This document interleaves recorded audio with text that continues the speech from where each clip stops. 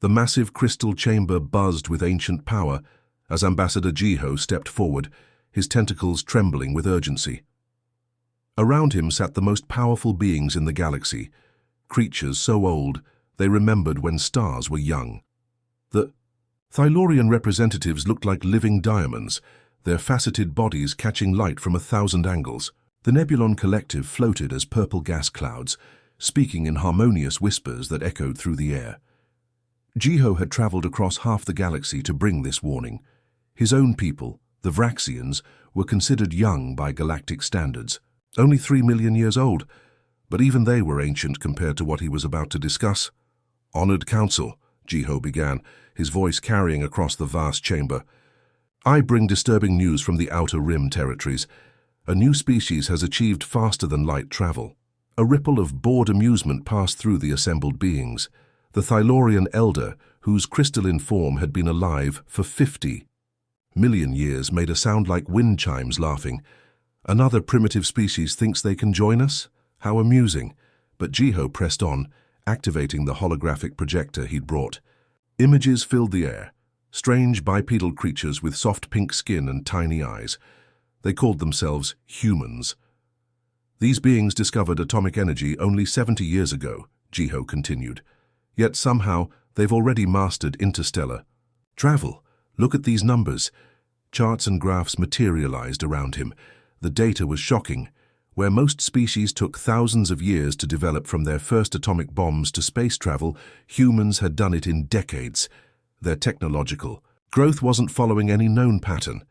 "Impossible," wheezed the Nebulon Collective. "No species advances that quickly without burning themselves out." "That's exactly what concerns me," Jiho replied. "They're not following the normal rules. They've already established colonies in 17 different star systems. But here's what's truly alarming. They're not seeking permission from anyone." The chamber fell silent for a moment. In galactic society, there were protocols. New species were supposed to approach the council humbly, request guidance, accept their place in the established order. These humans were doing none of that. "They ignore our first contact attempts," Jiho continued. "When the Keth tried to establish standard trade relations, the humans simply refused. Not with fear or respect, but with what can only be described as casual dismissal." The massive insectoid hive queen clicked her mandibles dismissively.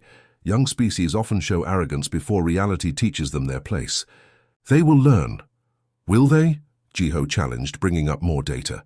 "In the past year alone, they've developed weapons we don't understand, deployed defensive technologies that shouldn't exist at their development level, and worst of all, they seem completely unafraid of us." This last point hung in the air like a physical presence. Fear was how the galactic order maintained itself. Young species were supposed to be overwhelmed by the vastness of space, humbled by the age and power of the established civilizations. But these humans showed no such respect. "Look at their military doctrine," Jiho said, displaying tactical analyses. "They don't specialize in one type of warfare like civilized species. They use everything: kinetic weapons, energy shields, stealth technology, psychological warfare. It's chaos." The Thylorian Elder's light dimmed slightly. "Barbaric, perhaps, but hardly threatening to the established order." "Honorable Elder, with respect, I believe you're wrong," Jiho said quietly. "These humans are different. They're unpredictable, adaptable, and growing stronger every day. If we don't take action now, we may not be able to later." The council members exchanged glances, or what passed for glances among beings of crystal, gas, and chitin. Finally, the Thylorian Elder spoke with the weight of eons behind his words. "Ambassador Jiho, your concerns are noted. However, this council has seen 1,000 species rise with similar ambitions. They all eventually find their proper place, or destroy themselves trying. These humans will be no different." "Motion dismissed," hummed the Nebulon Collective. Next item of business, as the council moved on to discuss trade routes and border disputes, Jiho gathered his materials with growing dread. He'd done everything he could to warn them. Now he could only hope he was wrong about what these humans might become. But deep in his heart, he knew the galaxy was about to change forever, and the mighty council had just made the biggest mistake in their long, proud history. The first attempt came from the Keth Dominion, a sprawling empire that had been collecting tribute from younger species for over 1,000,000 years. Their massive dreadnoughts dropped out of hyperspace above Earth, their hulls gleaming with the confidence of countless successful conquests. Admiral Vorth-Kar had done this dance 1,000 times before. His fleet formed the traditional intimidation pattern, a show of overwhelming force designed to make primitives surrender without a fight. The message was always the same: 40% of all resources in exchange for protection from the dangers of space. "Greetings, humans," Vorth-Kar broadcast in his most commanding voice. "You are now under the benevolent protection of the Keth Dominion. Prepare to discuss tribute arrangements." The response came 12 hours later, not from Earth, but from everywhere, at once. Human battle fleets materialized in 17 different Keth systems simultaneously. The ships looked nothing like traditional warships. Some were clearly converted cargo haulers, others appeared to be mining vessels with weapon systems bolted on wherever they would fit. Captain Minho's voice came through on all frequencies, calm and almost friendly. "Hello there, Keth Dominion. We received your interesting proposal. Here's our counteroffer. You leave us alone, and we won't turn your homeworld into a smoking crater. You have 24 hours to consider." Vorth-Kar was stunned. No species had ever responded to first contact with immediate military action across multiple systems. "Impossible," he muttered. "How did they coordinate this? How did they even find our systems?" The answer came when his intelligence officers reported that human merchant ships had been quietly mapping Keth space for months, always staying just outside sensor range, always moving before they could be intercepted. The humans had been preparing for this moment long before first contact. Within 18 hours, the Keth fleets were retreating. The humans had demonstrated they could strike anywhere, any time, and their weapon technology was disturbingly effective against Keth shields. The second attempt came from the Synthetic Collective, a network of artificial intelligences that had absorbed dozens of organic civilizations. They prided themselves on their digital superiority and saw humanity's growing computer networks as easy targets. The cyber attack began at 300 hours, Greenwich Mean Time. Millions of digital soldiers poured through Earth's internet, expecting to find primitive firewalls and simple encryption. Instead, they found something unprecedented: humans who treated their most sophisticated infiltration programs like entertaining puzzles. Technician Yun sat in a basement in Seoul, surrounded by empty coffee cups and monitor screens. To her, the Synthetic Collective's unstoppable viral code looked like a particularly interesting video game. She cracked their encryption in 47 minutes, then did something the Collective had never experienced. She hacked them back. "Hey guys," she typed into their secure communication channel. "Your code is pretty neat, but you might want to update your security. I'm uploading some improvements for you." What followed was digital chaos. Human hackers, working together like a massive online gaming community, turned the Collective's own networks against them. They didn't just defend. They rewrote fundamental collective programming, added humor subroutines, and somehow managed to rickroll an entire artificial intelligence empire. The Collective's retreat was less dignified than the Keth's. Their final transmission was simply error, unable to compute, requesting immediate cessation of hostilities. The third disaster belonged to the stellar empire of Zephyros, a proud military civilization that believed in demonstrating strength through decisive action. When they detected human mining operations in what they considered their territory, they decided to send a clear message. The Empire's war fleet descended on Mining Station Gamma 7, a seemingly defenseless platform extracting minerals from an asteroid field. The station's evacuation was swift, too swift, the Empire commanders noted, but they attributed it to cowardice. The attack was precise and overwhelming. Station Gamma 7 was reduced to glowing debris in less than 10 minutes. The Empire fleet broadcast their victory message, expecting immediate human surrender. Instead, they found themselves surrounded. The civilian mining ships in the asteroid field had been watching. Engineer Tay, commanding a vessel called the Rockhopper, spoke for all of them. "You just killed our friends. Bad choice."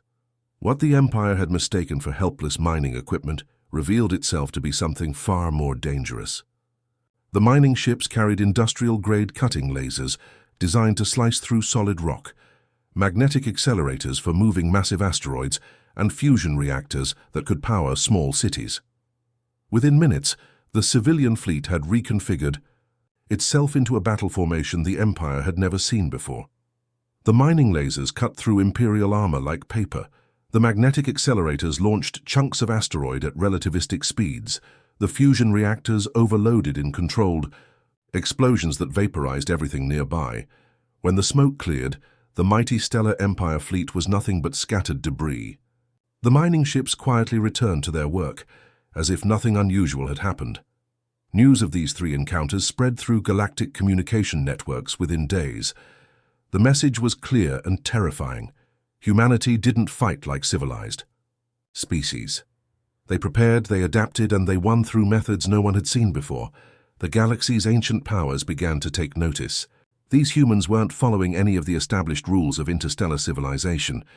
They were writing their own rules, and somehow, impossibly, making them work.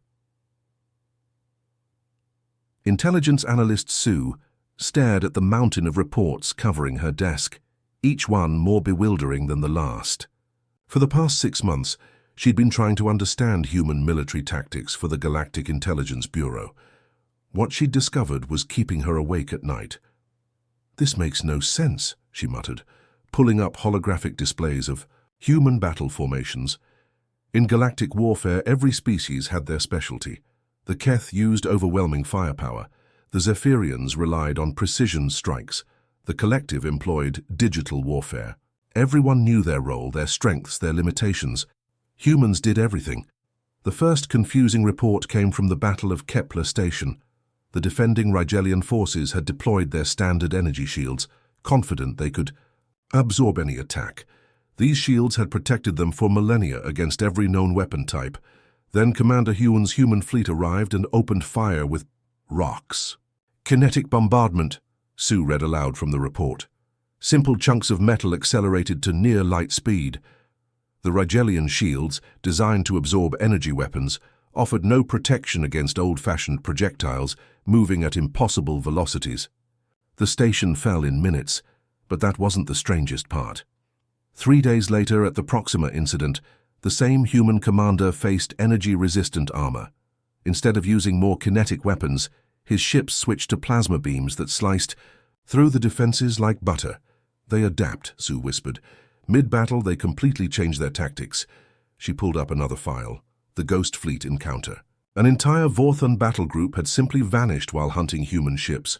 No debris, no distress signals, nothing. They'd reappeared 6 hours later, floating dead in space with all their systems mysteriously shut down.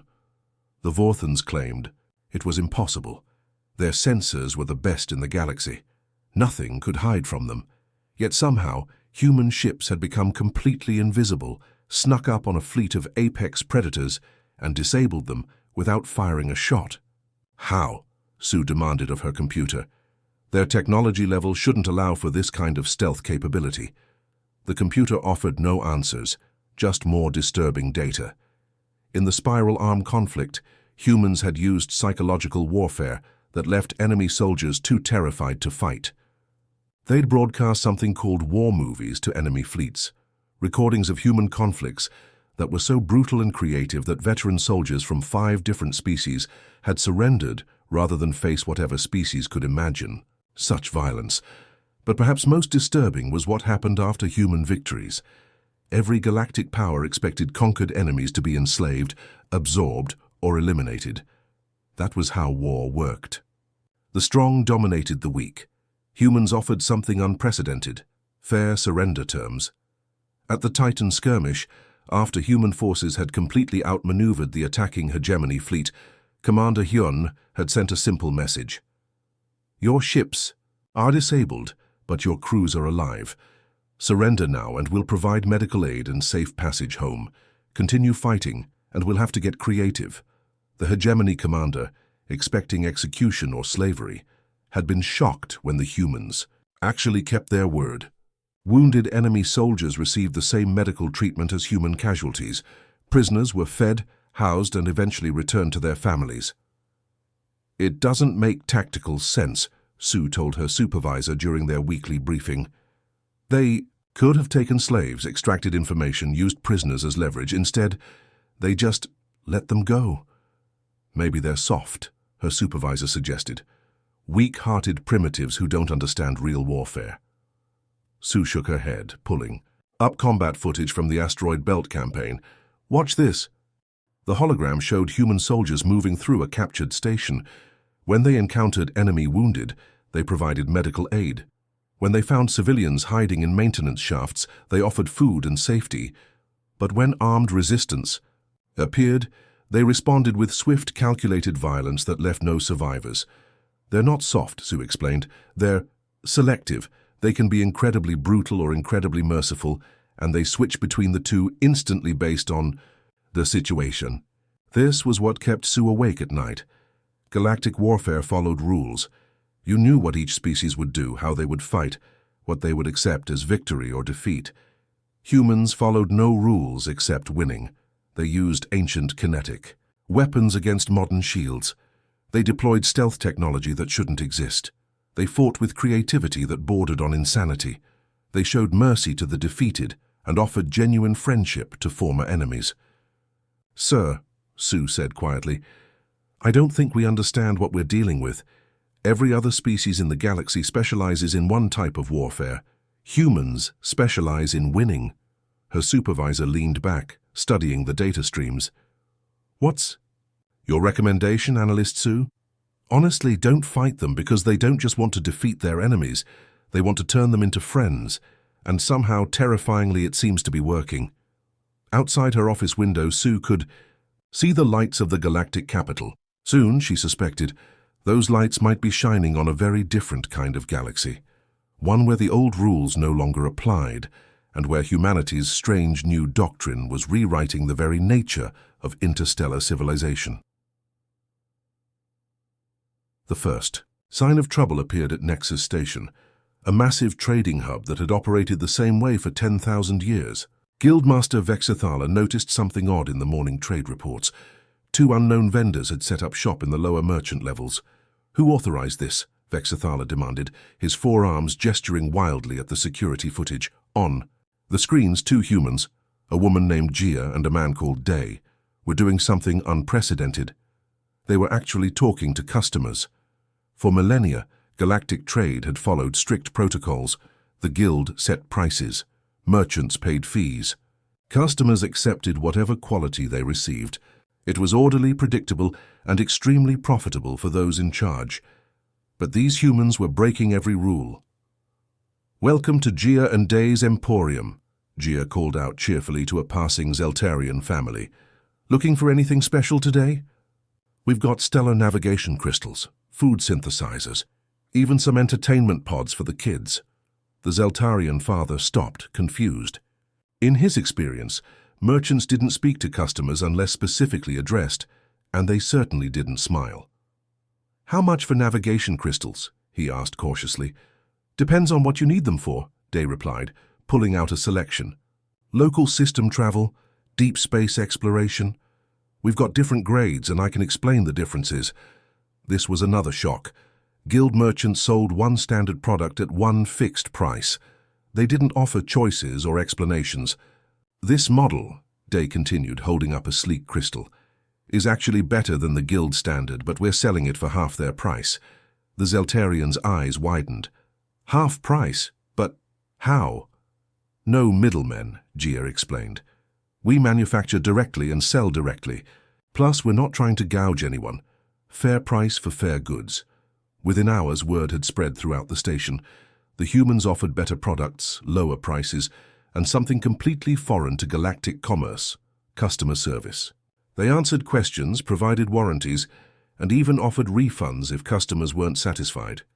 Guildmaster Vexithala watched his daily profits plummet as traders flocked to the human stall. By the end of the week, the guild's luxury goods section was nearly empty while customers lined up at Gia and Day's expanding shop. "This is impossible," Vexithala muttered. "They can't possibly be making a profit at those prices." But they were. The humans had introduced concepts like volume sales, and customer loyalty. Instead of selling one expensive item to a wealthy client, they sold hundreds of affordable items to everyone. Instead of treating customers as obstacles to profit, they treated them as partners in business. The real panic began when Nari, a third human entrepreneur, arrived at the central trading nexus of Galactic Prime. The Mercantile Federation had controlled luxury goods distribution for 50,000 years. Their stranglehold on rare items, exotic foods, and advanced technology had made them the wealthiest organization in known space. Nari changed everything in 6 months. "I don't understand the problem," she told Federation Chairman Zolt during their emergency meeting. "I'm just offering better products at reasonable prices." "Reasonable prices?" Zolt's voice cracked with disbelief. "You're selling Andromedian silk for 1/10 our standard rate because I figured out how to synthesize it," Nari replied simply. "Turns out, with the right equipment, you can make fabric just as good as the original. Why charge people premium prices for something that costs almost nothing to produce?" This was heresy. The Federation's power came from artificial scarcity, convincing people that certain goods were rare and valuable when they could easily be mass-produced. Humans had taken one look at this system and decided it was stupid. When the Federation imposed trade sanctions, trying to cut humans out of established markets, Nari simply created new ones. She established free trade zones, space stations where anyone could buy and sell without guild fees, price controls, or artificial restrictions. These zones became incredibly popular incredibly fast. Merchants who had been strangled by guild regulations flocked to spaces where they could actually compete. Customers discovered they could buy the same goods for a fraction of traditional prices. "Sir," Nari's assistant reported, "the Vegan system just declared their intent to convert to free trade status. That's the 15th system this month." The Federation watched helplessly as their monopoly crumbled. Entire sectors were abandoning the old guild system in favor of human-style open markets. Trade routes that had been controlled for millennia suddenly opened to anyone with a ship and something to sell. "How are they doing this?" Chairman Zolt demanded at the Emergency Federation Council. "Innovation, sir," his economic advisor replied, glumly. "They keep improving their products, finding cheaper production methods, and treating customers like valued partners instead of obstacles to exploit." But perhaps most disturbing was what happened to Federation agents who tried to infiltrate human trade networks. Instead of being arrested or eliminated, they were offered jobs. "Look," Nari told a captured spy, "you obviously understand our business model. Want to work with us instead of against us? We could use someone with your skills in our expansion department." Half the Federation's intelligence network had defected within 3 months. The old galactic economy was dying, replaced by something unprecedented, a system where competition actually benefited customers, where innovation was rewarded, and where success came from creating value rather than controlling scarcity. Gildy. Master Vexithala, surveying his empty trading halls, finally understood what they were dealing with. Humans hadn't just introduced new products or better prices. They'd introduced a completely different way of thinking about commerce itself, and somehow, against all traditional economic theory, it was working better than anything the galaxy had seen before. Cultural analyst Quan had been studying galactic civilizations for 3 centuries, but nothing had prepared her for what she was witnessing now. Her monitoring station buzzed with alerts as reports flooded in from across the galaxy. Entire societies were experiencing something unprecedented: change. It started innocently enough. Human entertainment broadcasts had leaked into galactic communication networks. At first, the ancient species dismissed these movies and television shows as primitive noise. But younger members of various civilizations began watching them in secret. "Status report," Quan spoke into her recorder. "Day 847 of human cultural infiltration. The effects are accelerating." On her main screen, she pulled up footage from the Rigelian Collective, a society that had operated as a perfect hive mind for over 2 million years. Every Rigelian thought the same thoughts, felt the same emotions, acted in perfect harmony, until they watched a human movie called The Shawshank Redemption. Individual consciousness emerged in Rigelian drone designation 7749 Alpha after exposure to human concepts of personal freedom, Quan noted. Subject, who now calls himself Zek, has refused reintegration into the collective mind. The footage showed a single Rigelian standing apart from his species, no longer moving in perfect synchronization with the others. He was reading human books, asking questions that had never been asked before. Why do we all have to think the same thing? What if I want to choose my own path? Within weeks, dozens more Rigelians had broken free from the collective. They formed discussion groups, debated ideas, and began expressing individual personalities. The collective's leadership was in complete panic. This has never happened before, the collective's prime mind broadcast desperately. Individual thought is a disease. We must purge this contamination before it spreads further. But it was already too late. Human philosophy, wrapped in entertainment and stories, had planted seeds that couldn't be removed. The situation was even worse in the Thylorian theocracy, where philosopher Hari's translated works were spreading through underground networks. For 50,000 years, the crystal beings had worshipped the Great Prism, following religious laws that governed every aspect of their lives. Then young Thylorians discovered human concepts like scientific method and questioning authority. Sacred leader, a young crystal being named Prex, had asked during a religious ceremony, "Why don't we test whether the Great Prism actually answers prayers? Humans use something called controlled experiments to verify their beliefs." The sacred leader's luminous form had flickered with shock. "Test the Great Prism? Such thoughts are blasphemy." "But what if we're wrong?" Prex pressed on, her crystalline structure glowing with newfound curiosity. "What if there are better ways to understand the universe?" Within months, entire Thylorian universities were abandoning religious doctrine in favor of human scientific methods. Young crystal beings were conducting experiments, questioning ancient texts, and discovering that many of their divine truths were simply outdated explanations for natural phenomena. Quan switched to another monitor, showing the hierarchical Empire of Vex, where social order had remained unchanged for millions of years. The noble castes ruled, the worker castes served, and the slave castes obeyed. Everyone knew their place, until human entertainment introduced radical ideas like equality and human rights. Citizens of all castes are now demanding representation. In government, Quan recorded, they're using human terminology, words like democracy, voting, and civil rights. The noble castes have never encountered organized resistance before. The footage showed mass demonstrations across Vexian worlds. Workers and slaves, inspired by human stories of revolution and freedom, were refusing to accept their traditional roles. They demanded fair wages, decent treatment, and the right to choose their own destinies. "We are not property," chanted thousands of former slaves, holding signs written in newly learned human languages. "We demand freedom." Most disturbing of all was what happened to the ancient monitoring systems. For eons, galactic civilizations had maintained cultural stability through information control. Only approved thoughts, arts, and philosophies were permitted, but human content was impossible to contain.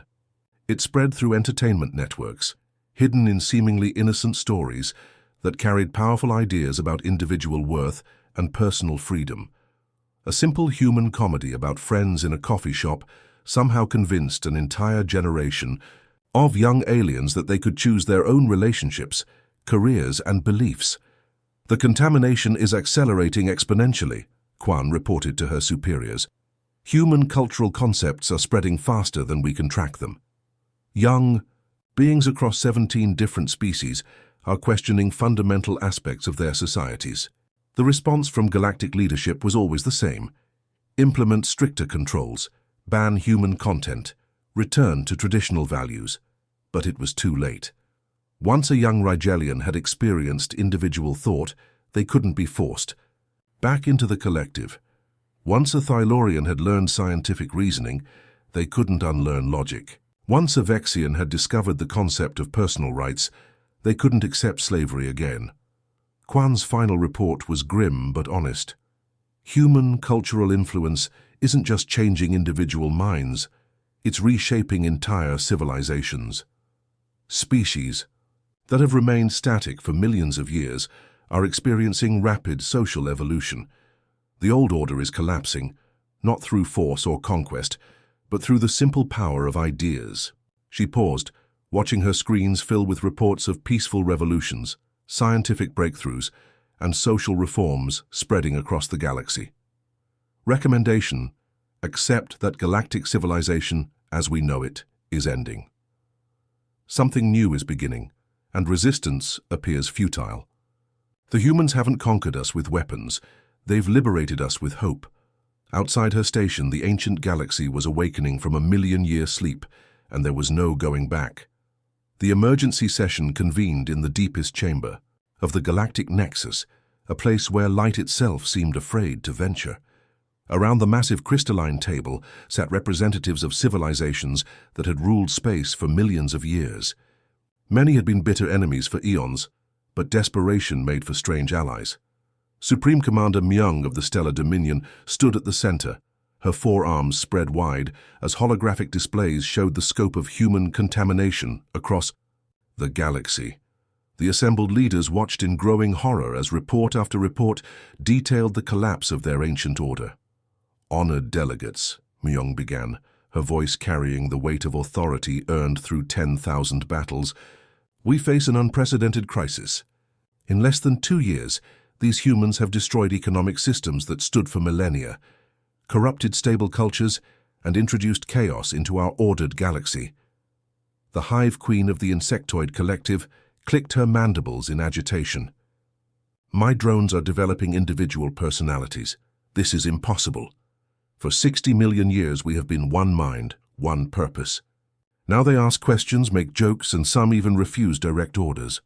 The same plague affects us all," wheezed the gaseous representative of the Nebulon Confederation.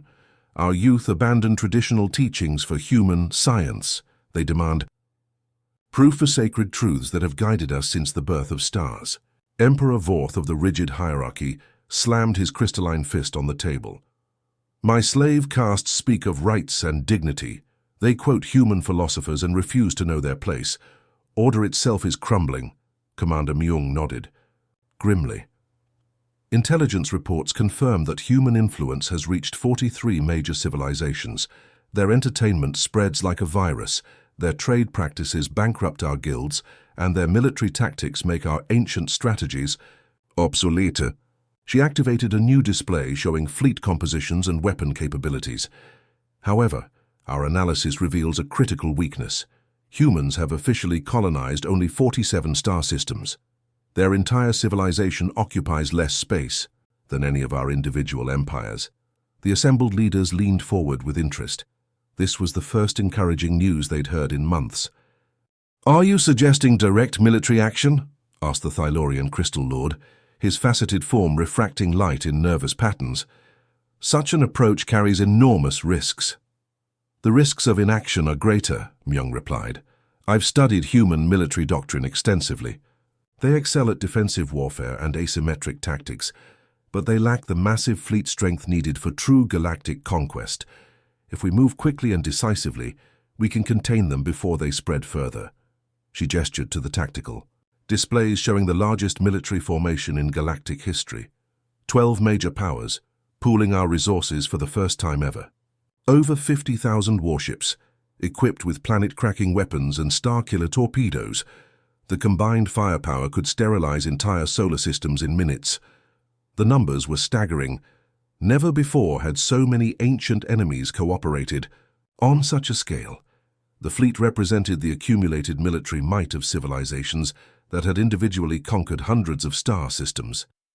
"The plan is straightforward," Myung continued. "We deliver a clear ultimatum. Humans withdraw to their home system of Sol and cease all expansion or face total extermination. Given our overwhelming numerical superiority, they have no choice but to comply." "And if they refuse?" asked the he. Synthetic Collective's metallic voice. "Then we demonstrate the consequences of defying the established order," Myung said coldly. "We select one human colony, preferably one with significant population, and eliminate it completely. Not conquest, not occupation. Extinction. The message will be clear to any remaining humans. The chamber fell silent as the delegates considered this unprecedented action. Never before had galactic powers agreed to completely destroy a species. But then again, no species had ever threatened their collective existence like humans had. The timeline is critical, Myung emphasized. Our intelligence suggests humans are rapidly expanding their technological capabilities.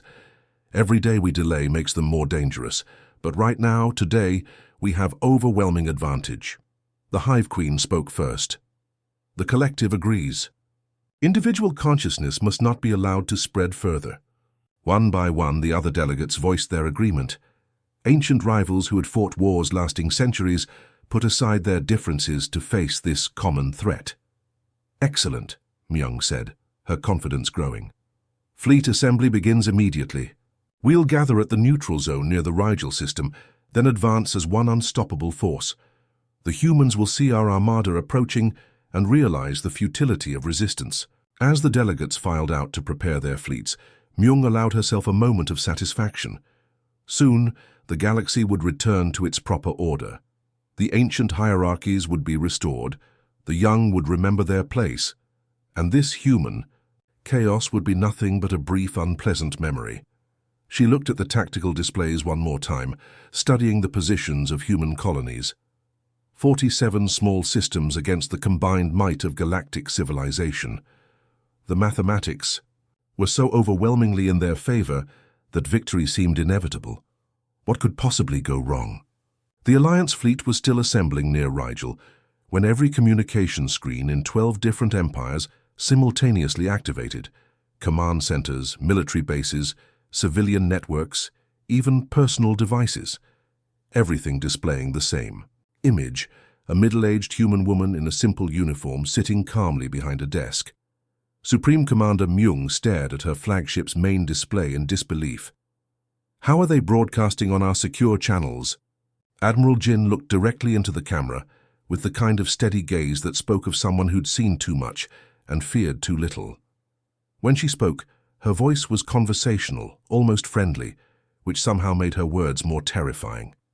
Greetings to the leadership of the Stellar Dominion, Hive Collective, Thylorian Theocracy, and associated alliance members. My name is Admiral Jin, and I represent humanity's unified defense command. Across the galaxy, billions of beings watched as this unremarkable-looking human delivered what would become known as the most significant military communication in galactic history. We received your ultimatum approximately 6 hours ago, Jin continued, consulting a tablet as if reading grocery lists. The terms were, let me see, withdraw to our home system or face total extermination. I have to say that's quite an escalation from your previous diplomatic efforts. She set down the tablet and leaned forward slightly. Here's the thing, and I really want to be clear about this. You have threatened our families. Our children, our parents, our friends, our communities. This was inadvisable. The word inadvisable hung in the air like a death sentence delivered by a librarian. Now, I understand there may be some confusion about humanity's current military position, Jin said, her tone remaining eerily pleasant. Your intelligence suggests we've colonized 47 star systems. This is technically correct. Those are our official colonies, the ones we've registered with various galactic bureaucracies. A new display appeared beside her, showing a 3-dimensional map of local space. Small blue dots marked the known human colonies. Then, slowly, hundreds of additional red dots began appearing throughout the galaxy. What your intelligence missed, Jin explained as the red dots multiplied, are our mining operations, research stations, listening posts, trading outposts, exploration bases, and various other facilities. Humans are curious creatures. We tend to poke around. Commander Myung felt her blood chill as she realized the red dots weren't random. They were positioned near every major Alliance stronghold, often in systems the Alliance considered completely secure. For example, Jin continued cheerfully, we have a lovely little research station about 3 light hours from your current fleet position, Commander Myung. The crew has been watching your ships assemble for the past week. They say hello, by the way. The Alliance commanders looked at each other in growing panic. If humans had been watching their secret military build-up, "Oh, and speaking of watching," Jin said, "we've prepared a small presentation for you." The screen split, showing detailed technical schematics of Alliance warships. Not just basic designs, but complete blueprints including weapon systems, shield frequencies, computer networks, and structural weak points. "Stellar Dominion Dreadnought Class 7, Jin read aloud as the specifications scrolled past. "Impressive. Firepower. But that plasma conduit running along the port side seems like a design flaw. One solid hit there and your entire power grid goes down." She switched to another ship design. Hive collective bioships are fascinating. Living vessels with regenerative hulls. Unfortunately, they're vulnerable to a particular frequency of electromagnetic pulse that disrupts their nervous systems. We tested it last month on some samples we acquired. The presentations continued, covering every ship type in the Alliance fleet, hull compositions, computer access codes, crew rotation schedules, supply lines, communication protocols, everything. It was as if humans had been preparing for this specific confrontation for years. "Now you might be wondering how we obtained such detailed information," Jin said, her smile never wavering. "The answer is quite simple. We asked."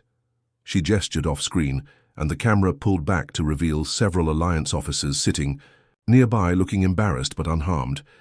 "Meet Lieutenant Zerthak of the Dominion Intelligence Corps, Drone Commander 4471 of the Collective, and Sister Major Yintal of the Thylorian Temple Guard. They've been enormously helpful in explaining your military capabilities." The Alliance leaders stared in horror at their captured personnel, who appeared to be cooperating willingly. "Don't blame them," Jin said gently.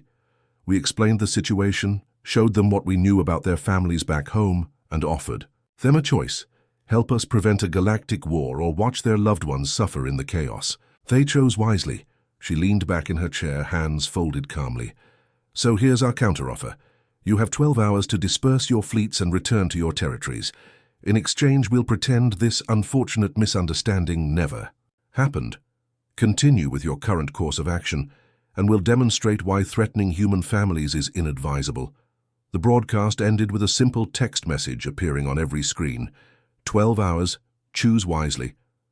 Supreme Commander Myung stared at the dark display, her mind reeling. Humanity hadn't just been expecting this confrontation, they'd been orchestrating it. Every move the Alliance had made had been anticipated, every strategy counted before. It was even implemented. "Sir," her communications officer whispered, "we're receiving surrender requests from 17 Alliance ships. Their crews are requesting asylum." Myung closed her eyes, finally understanding what they were really fighting.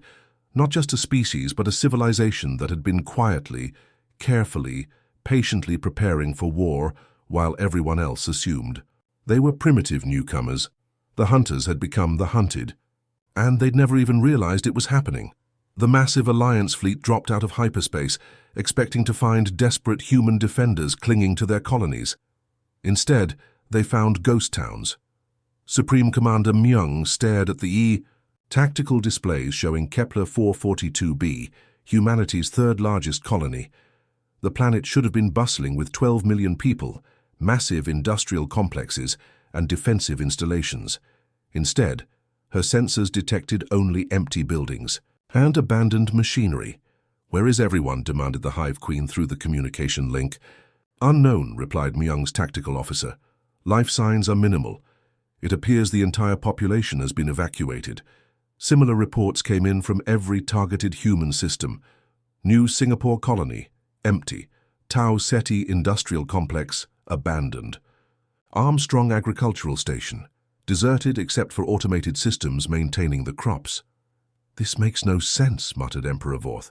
"They're abandoning everything they've built. Why retreat when they could make us pay for every system?" Yobo. Answer came 12 hours later. Not from the front lines, but from behind Alliance territory. It started with simple communication failures. On the Thylorian homeworld, Sister Commander Lux Ara was reviewing daily reports when her communication system started displaying error messages. Technical difficulties, she assumed, calling for maintenance crews. But the problems spread faster than anyone could fix them. Within hours, the entire Thylorian military communication network had collapsed. Orders couldn't be transmitted, status reports couldn't be received, and coordination between different units became impossible. "How is this happening?" Luxara demanded of her chief technician. "Someone's in our systems," the technician replied, his crystalline form flickering with confusion. "But it's not like any cyber attack we've seen. They're not destroying anything. They're just changing things. Routing protocols, access codes, even our backup systems.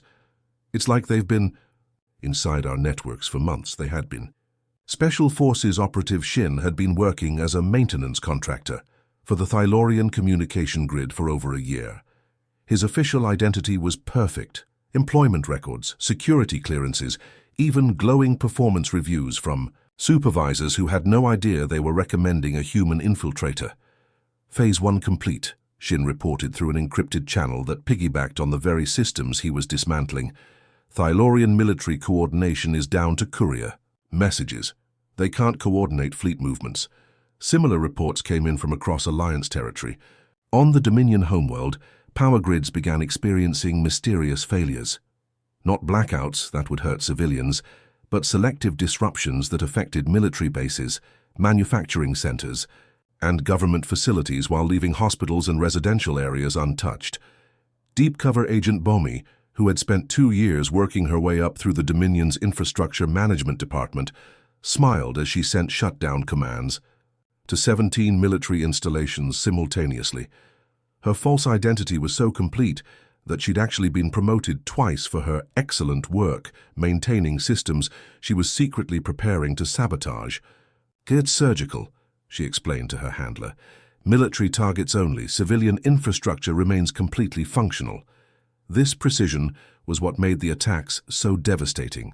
Alliance leaders couldn't rally their populations by claiming humans were targeting innocent civilians because civilian systems continued working perfectly.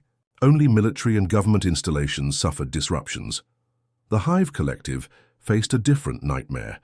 Their bioships depended on constant communication with the central coordination nodes.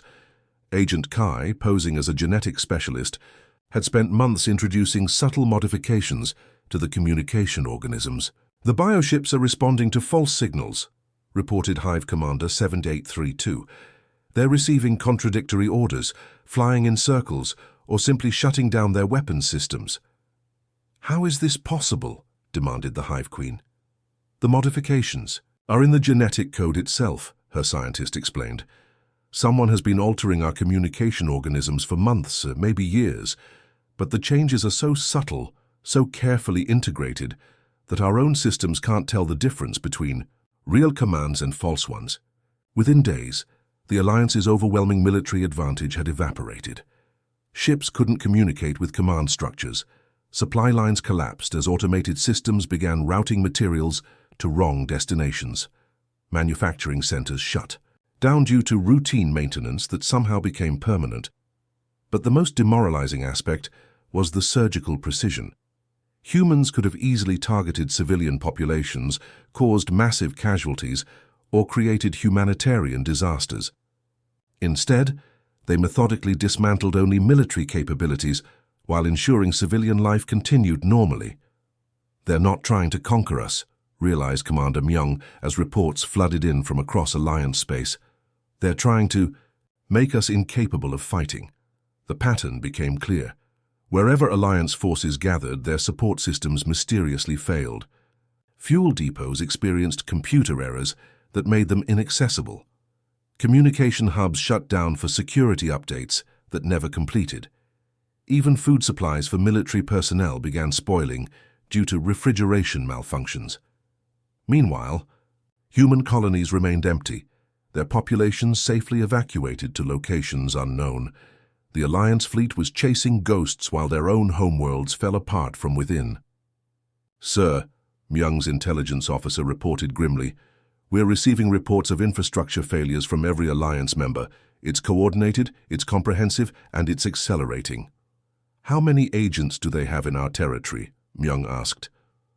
"Unknown, sir. Could be hundreds, could be thousands. They've been preparing for this longer than we realized."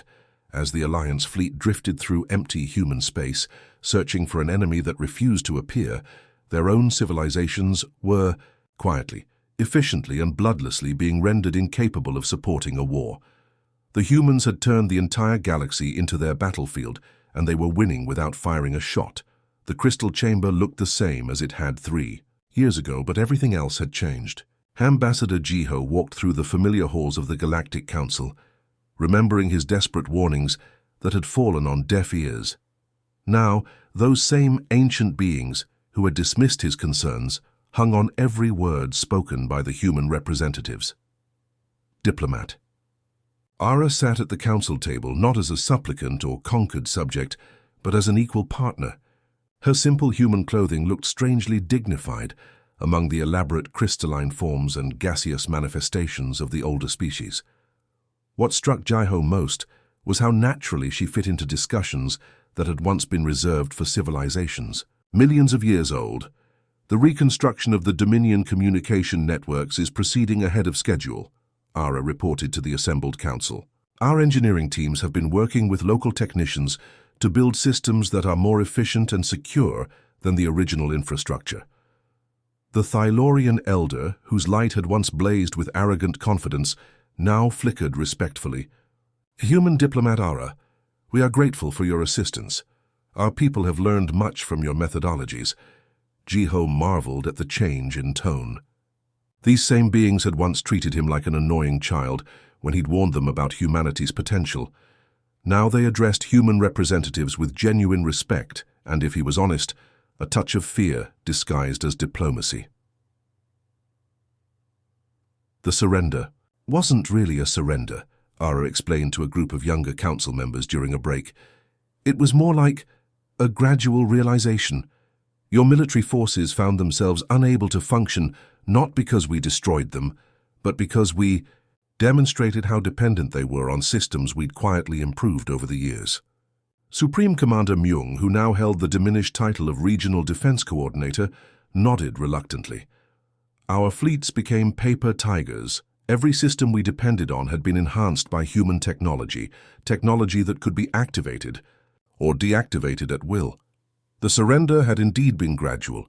Alliance forces found themselves facing an impossible choice: continue fighting and watch their civilian population suffer as infrastructure failed, or acknowledge that humans had become too integrated into galactic society to remove.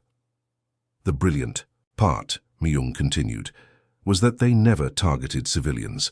Military bases lost power, but hospitals continued running. Government communication networks failed, but emergency services worked perfectly. They made it impossible for us to portray them as enemies of the people. What followed wasn't conquest in any traditional sense. Human reconstruction teams appeared throughout Alliance territory, not as occupying forces, but as invited experts. The same agents who had systematically dismantled military capabilities now worked openly to rebuild everything better than before. We've increased trade efficiency in the Rigel sector by 40%, reported Engineer Wu during her presentation to the Council. By removing the old guild restrictions and implementing competitive market systems, we've created prosperity for everyone involved. The Hive Queen, whose collective consciousness had been shattered by human concepts of individuality, spoke through her new primary representative, a former drone who now called himself Independent Thought 7749. The transition has been challenging, he admitted, but our productivity has increased dramatically since individuals began contributing unique perspectives rather than simply following group directives.